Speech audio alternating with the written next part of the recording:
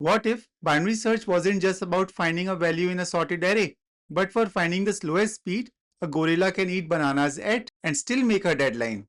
That's exactly the pattern hiding in today's problem. Hello everyone, welcome back. Today we are solving a classic Leetcode medium, Koko eating bananas, number 875. Koko has n piles of bananas, where the ith pile holds a certain number of bananas. The guards just left and they are coming back in h hours. Koko picks one eating speed, k bananas per hour, and sticks with it. Each hour, she picks a pile and eats k bananas from it. If a pile has fewer than k bananas left, she finishes them off and just waits. She won't eat any more bananas during that hour. This detail matters. No matter how fast Koko eats, she will spend at least one full hour on a pile. This means the number of piles can never be more than the number of hours.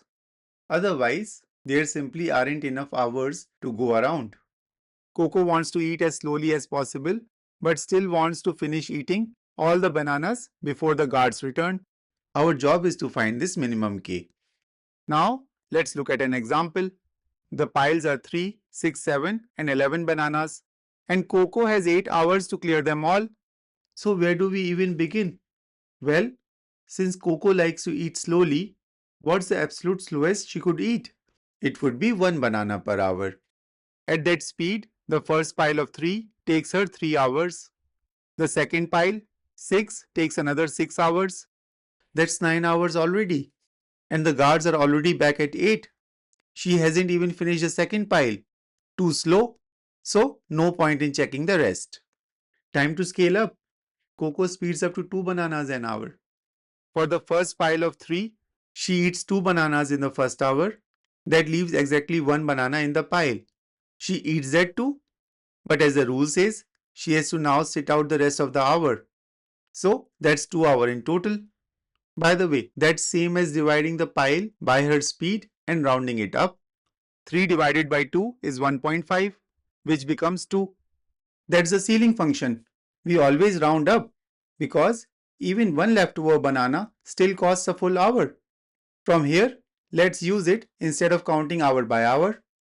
Pile 2, 6 bananas, 6 divided by 2, rounded up is 3 hours. Pile 3, 7 bananas, 7 divided by 2, rounded up is 4 hours. And if we add them up, it will be 2 plus 3 plus 4 equal to 9 hours. Already past 8, with a pile still remaining. Still too slow. And this is how she can keep speeding up. But what's the maximum she'd ever need to go? It is 11 bananas an hour. Since 11 is our biggest pile, eating any faster is just wasted energy. She still has to sit and wait for the next hour anyway. So our sweet spot is somewhere between 1 and 11. Koko bumps the speed to 3. The math drops the eating hours to 1, 2, 3 and 4. Total 10 hours. Close, but still slower than 8 hours. So she bumps the speed to 4. This time, the hours drop to 1, 2, 2 and 3, totaling exactly 8 hours. Bravo! That's our minimum speed. And what we just did is the brute force approach, where we try every speed starting from 1 going up to m, the size of the largest pile. And then for each candidate speed, we loop through every pile, add up the hours it takes, and check if the total fits within h hours. And the first speed that works is our answer. The time complexity of this approach is O of n into m, because we try up to m candidate speeds, and for each speed, we calculate the total eating hours, which takes O of n. And if the largest pile had a billion bananas, which is possible as per the constraint, we'd have to test up to a billion different speeds before landing on the answer. So, how should we speed this up? Here is the key. The relationship between speed and time is monotonic. Faster speeds always mean fewer hours. Because this answer space is naturally sorted, testing one by one is a waste of time. Instead, we can apply the binary search. We jump straight to the middle speed and run through the piles. If it is too slow, we discard the left half and try the faster speeds. Otherwise, if it works, we discard the right half to try a slower speed, ultimately returning the slowest speed that works. Let's see this in action. So here, left starts at 1 and right starts at 11, the largest pile, since eating faster than that is never necessary. Our first guess is the middle of that range. 1 plus 11 divided by 2 gives us 6. At 6 bananas an hour, the hours come out to 1 plus 1 plus 2 plus 2, which is 6, comfortably within our 8-hour budget.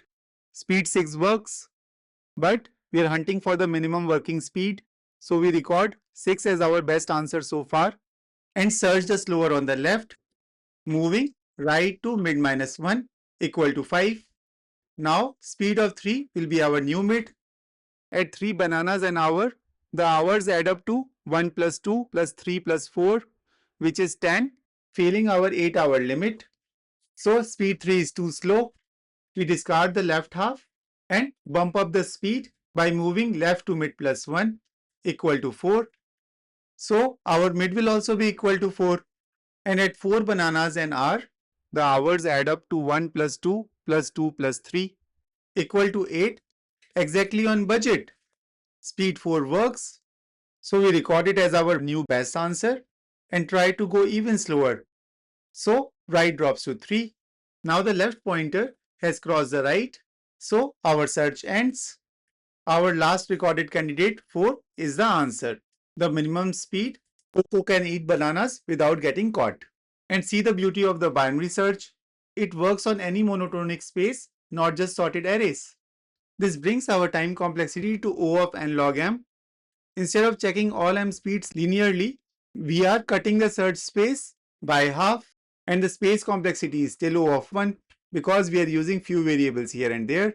Now let's go through the code with Java on the left and Python on the right. We first set up our binary search boundaries. Left starts at 1, the slowest possible speed, and right starts at the size of the largest pile, since eating faster than that is never useful.